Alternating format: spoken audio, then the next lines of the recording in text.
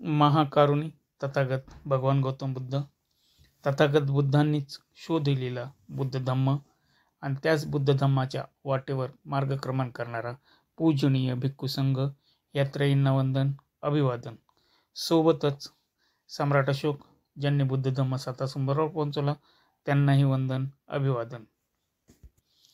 आणि परमपूज्य बोधिसत्व डॉक्टर बाबासाहेब आंबेडकर यांच्या चरणी त्रिवार वंदन, त्रिवार वंदन, त्रिवार वंदन.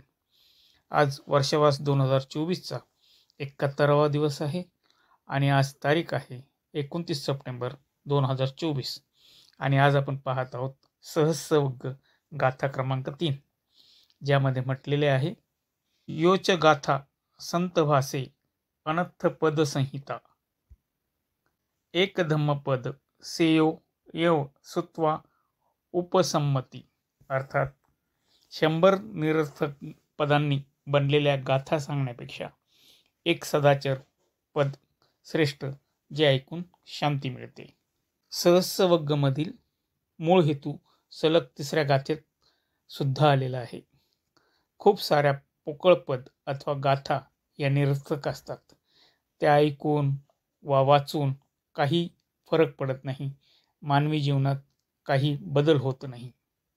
परंतु सदाचार वा शिलाचारची एखादी शिकवण देणारी एकच गाथा मानवी मूल्य उच्च कोटीला पोहोचविण्यासाठी मदत करते आणि तीच गाथा सर्वश्रेष्ठ असते.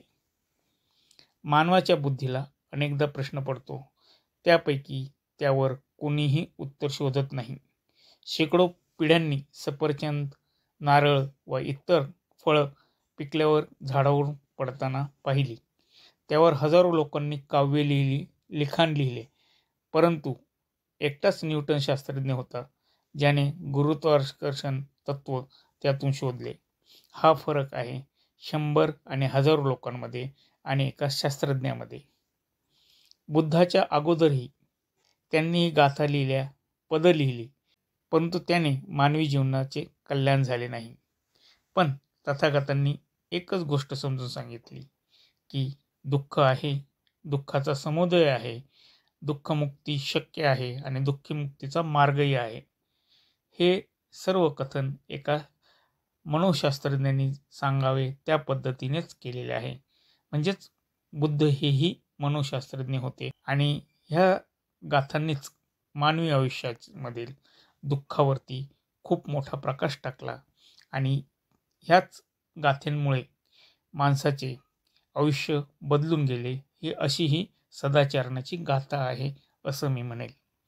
म्हणूनच तथागत बुद्धांनी सहस्रवग्ग गाथा क्रमांक 3 मध्ये म्हटलेले आहे, 100 निरर्थक पदांनी बनलेल्या गाथा सांगण्यापेक्षा एक सदाचार पद श्रेष्ठ, जे ऐकून शांती मिळते. आज येथेच थांबतो. नमो बुद्धाय. जय भीम. थँक्यू.